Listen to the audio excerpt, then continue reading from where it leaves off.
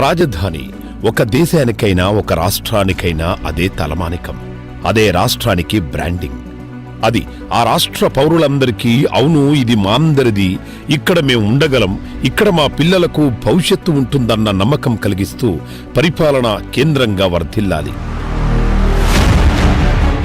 కానీ 2014లో ఆంధ్రప్రదేశ్ను అత్యంత దుర్మార్గంగా విభజించిన తర్వాత 10 ఏళ్లు హైదరాబాదును ఉమ్మడి రాజధానిగా ప్రకటించి అసెంబ్లీ, సెక్రటేరియట్, హైకోర్టు సహా హైదరాబాదులో పని ప్రారంభించిన తర్వాత అనేక అనూహ్య పరిణామాలు సంభవించాయి.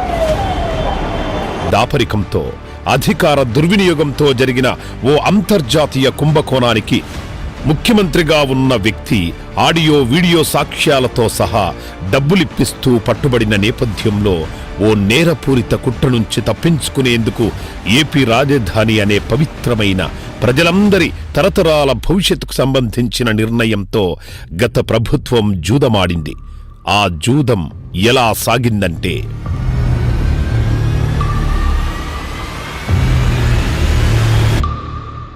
ఆంధ్రప్రదేశ్ రాష్ట్రాన్ని విభజించాలని నిర్ణయం తీసుకున్న కేంద్ర ప్రభుత్వం మార్చి 1, 2014న ఆంధ్రప్రదేశ్ పునర్విభజన చట్టం చేసింది. 10 ఏళ్ల పాటు హైదరాబాద్ ఉమ్మడి రాజధానిగా కొనసాగుతుందని ఆ చట్టంలో పేర్కొంది. రాజధాని ఎంపిక కోసం కేసీ శివరామకృష్ణన్ నేతృత్వంలో ఒక కమిటీని 2014 మార్చి 28న ఏర్పాటు చేసింది. రాష్ట్రంలోని పలు ప్రాంతాల్లో పర్యటించిన శివరామకృష్ణన్ కమిటీ రాజధాని నివేదిక తయారీ పనిలో పడింది. అయితే ఆ కమిటీ నివేదిక రాకుండానే సెప్టెంబర్ 4, 2014 అప్పటి ముఖ్యమంత్రి చంద్రబాబు రాజధాని విజయవాడ ప్రాంతంలో పెడుతున్నట్టు అసెంబ్లీలో ప్రకటించేశారు. కేంద్ర ప్రభుత్వం ఏర్పాటు చేసిన శివరామకృష్ణన్ కమిటీని పూర్తిగా పక్కన పెట్టి తన మంత్రులు, తన ఎంపీలతో సొంతంగా ఒక కమిటీని సెప్టెంబర్ నెలాఖరులో ఏర్పాటు చేసుకున్నారు. 2014 ఆగస్టు 27న రాజధానిపై శివరామకృష్ణన్ సమగ్ర నివేదిక సమర్పించినా దాన్ని పూర్తిగా పక్కన పడేసి తాడేపల్లి, తుళ్లూరు, మంగళగిరి మండలాల్లో 25 గ్రామాలను రాజధాని ప్రాంతంగా ప్రకటిస్తూ డిసెంబర్ 30, 2014న ఏపీసీఆర్డీఏ చట్టాన్ని అప్పటి ప్రభుత్వం ఆమోదించింది. ఆ తర్వాత శివరామకృష్ణన్ అనేక సందర్భాల్లో చంద్రబాబు నిర్ణయాన్ని తప్పుబట్టారు.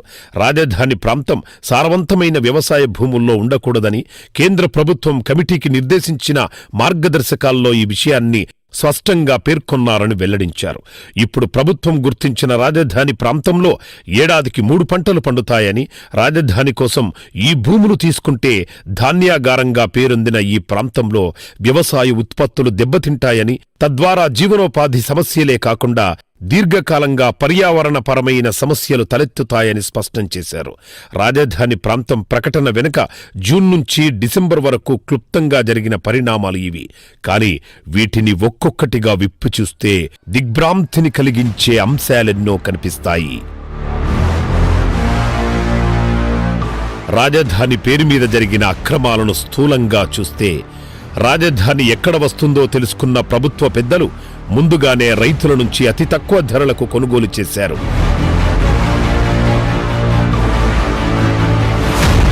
ఇన్సైడర్ ట్రేడింగ్కు పాల్పడి రాజధాని ప్రకటన జరిగిన సెప్టెంబర్ 4, 2014 లోపు తుళ్లూరు, తాడేపల్లి, మంగళగిరి మండలాల్లో ప్రభుత్వ పెద్దలు తమ బంధువుల పేర్ల మీద, బినామీల పేర్ల మీద భూములు కొనుగోలు చేశారు. అంతేకాదు, తాము కొనుగోలు చేసిన భూములకు మంచి ధరలు వచ్చేలా రాజధాని నగర సరిహద్దులను, సిఆర్డీఏ ప్రాంతం సరిహద్దులను ఇష్టానుసారంగా నిర్ణయించుకున్నారు.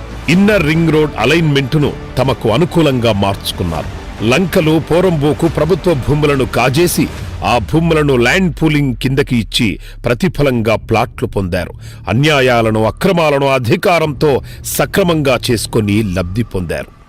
ల్యాండ్ పూలింగ్ కింద భూములు ఇచ్చినందుకు ప్రతిఫలంగా రైతులకు ఇచ్చే ప్లాట్లు కేటాయింపుల్లోనూ అక్రమాలే. ప్రభుత్వంలో పెద్దలకు మంచి రేట్లు వచ్చే ప్రాంతాల్లో కేటాయించుకొని రైతులను వెనక్కి నెట్టి తీవ్ర నష్టం చేశారు. 1977 నాటి ఏపీ అసైన్డ్ ల్యాండ్ చట్టాన్ని పూర్తిగా ఉల్లంఘించారు. దళితుల నుంచి అసైన్డుదారులు భయపెట్టి, బెదిరించి వారి దగ్గర నుంచి అతి తక్కువ రేటుకు కొట్టేసి తర్వాత ల్యాండ్ పూలింగ్ ద్వారా ఈ భూములను సేకరించేలా తమకు అనుకూలంగా జీవో ఇచ్చుకున్నారు. ఇలా ఆరంభంలోనే రాజధాని పునాదులు అవినీతి, అక్రమాలు, పక్షపాతం, వివక్ష, అణిచివేత, అప్రజాస్వామిక విధానాల మీద లేచాయన్నది ఆధార సహితంగా స్పష్టమవుతోంది.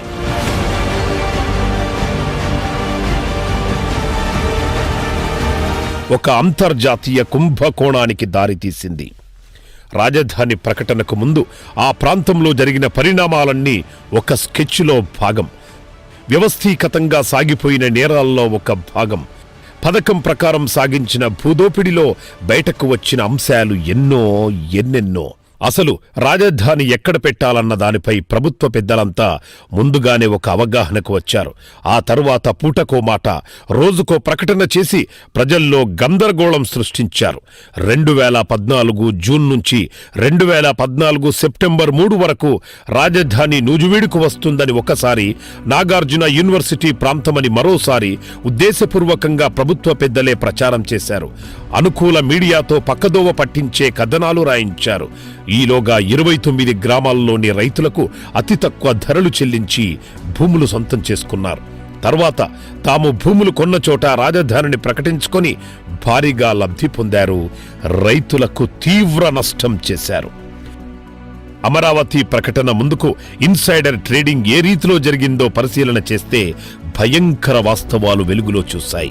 2014 జూన్ 1 నుంచి 2014 డిసెంబర్ 31 వరకు, అంటే రాష్ట్ర విభజన తర్వాత కొత్త ప్రభుత్వం ఏర్పాటైన తర్వాత నుంచి రాజధాని ప్రకటన జరిగేంత వరకు ప్రభుత్వ అధికారిక సమాచారాన్ని వాడుకుంది. రాజధాని ఎక్కడ రాబోతున్నది ముందస్తుగా సమాచారంతో అమరావతి ప్రాంతంలో పెద్ద ఎత్తున భూముల కొనుగోళ్లు జరిగాయి.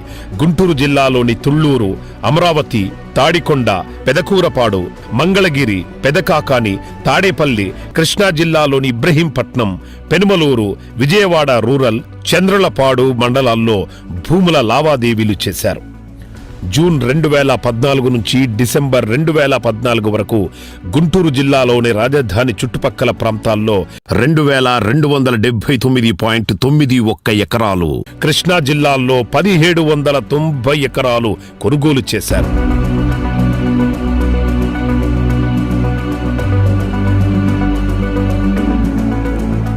జూన్ 2014లో 530.69 ఎకరాలు, జూలైలో 685.34 ఎకరాలు, ఆగస్టులో 353.03 ఎకరాలు, సెప్టెంబర్లో 567.26 ఎకరాలు, అక్టోబర్లో 564.91, నవంబర్లో 836.81, డిసెంబర్లో 531.90 ఎకరాలు కొన్నారు.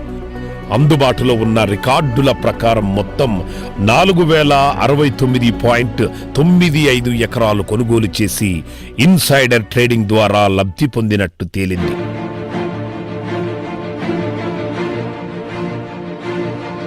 మాజీ ముఖ్యమంత్రి నారా చంద్రబాబు నాయుడు కుటుంబీకులు కొన్న భూమే దీనికి ప్రత్యక్ష ఉదాహరణ. తాడికొండ మండలం కంతేరు గ్రామంలో 14.22 ఎకరాల భూమిని హెరిటేజ్ ఫుడ్స్ కోసం కొనుగోలు చేశారు. చంద్రబాబు ముఖ్యమంత్రి అయిన నెల రోజులకే ఈ కొనుగోలు జరగడం ఇన్సైడర్ ట్రేడింగ్కు అద్దం పట్టింది. రాజధాని ఎక్కడ ప్రకటించబోతున్నారన్న విషయం ముందుగానే తెలుసు కాబట్టి ఈ భూమిని కొన్నట్టు స్పష్టమవుతోంది. దీని తర్వాత రాజధాని నగరం చుట్టూ inner ring road master plan నుంచి ఈ భూమిని మినహాయించడం అధికార దుర్వినియోగాన్ని తెలియజేస్తోంది. ఇన్నర్ రింగ్ రోడ్ అలైన్మెంటును తమ స్వప్రయోజనాల కోసం రూపొందించినట్టు స్పష్టమవుతోంది.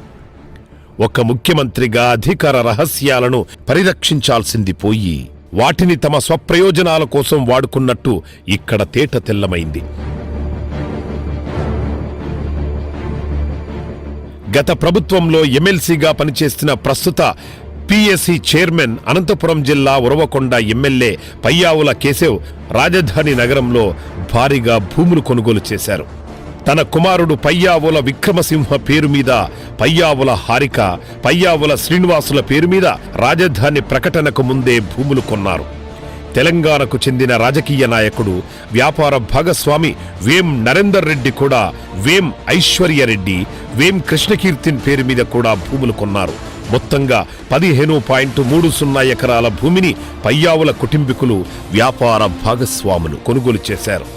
రాజధాని ఎక్కడ రాబోతున్నది ఖచ్చితమైన సమాచారం ముందుగా తెలియడం వల్లే ఈ కొనుగోళ్లు జరిగాయన్నది ఇక్కడ తేలిపోతుంది. అప్పటి ప్రభుత్వంలో మరో మంత్రి పల్లె రఘునాథరెడ్డి కూడా పల్లె వెంకటకృష్ణ, కిషోర్ రెడ్డి నేరుగా ప్రతిపాదిత రాజధాని నగరంలో 7.5 ఎకరాలు కొన్నారు. అప్పటి పెదకూరపాడు టీడీపీ ఎమ్మెల్యే కొమ్మలపాటి శ్రీధర్ తన అనుమానిత benami company Abhinandan housing private limited పేరు మీద రాజధాని ప్రాంతాన్ని ఆనుకొని 68.6 ఎకరాలు కొనుగోలు చేశారు. ఇవన్నీ కూడా రాజధాని ప్రకటన ముందే కొనుగోలు చేశారు.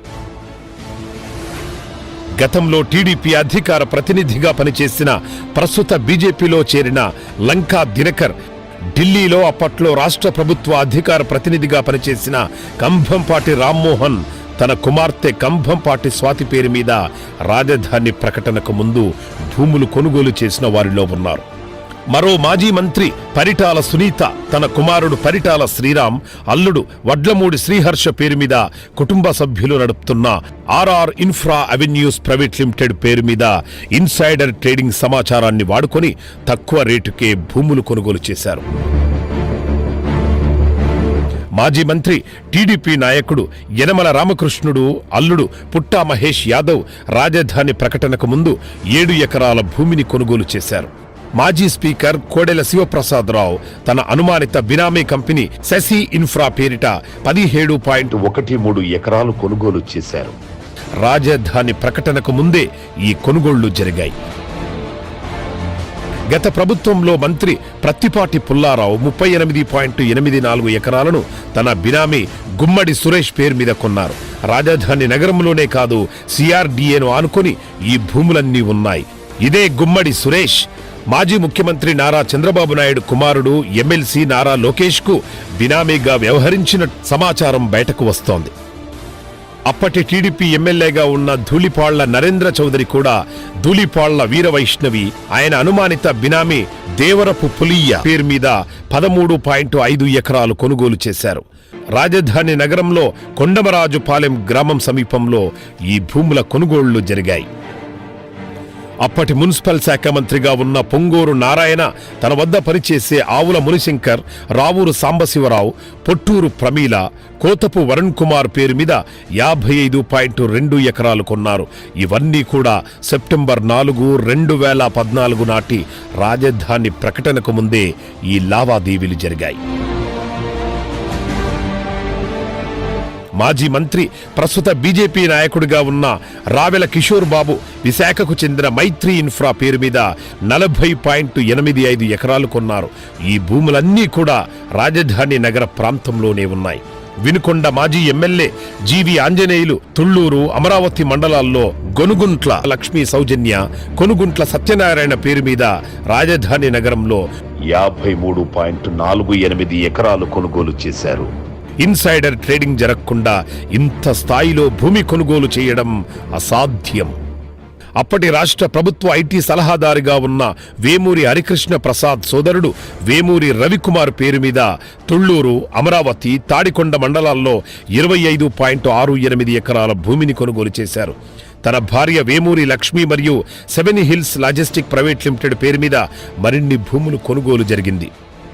మొత్తంగా 62.77 ఎకరాల భూములు కొన్నట్టు తేలింది. ఈ వేమూరి రవికుమార్ నారా లోకేష్ కు అత్యంత సన్నిహితుడు. అంతేకాదు రాష్ట్రం మొత్తం మీద 800 మంది తెల్ల రేషన్ కార్డుదారులు కూడా రాజధాని ప్రాంతంలో భూములు కొనుగోలు చేసినట్లు రికార్డులు చెప్తున్నాయి. తెలంగాణ ప్రాంతానికి చెందిన మరో 60 మంది తెల్ల రేషన్ కార్డుదారులు కూడా భూములు కొనుగోలు చేసిన వారిలో ఉన్నారు. దారిద్ర్య రేఖకు దిగువగా ఉన్న వ్యక్తులు ఇన్ని కోట్లు పెట్టి భూములు కొనడం వెనక బడా వ్యక్తులు ఉన్నారన్నది రికార్డుల ద్వారా వెల్లడైంది.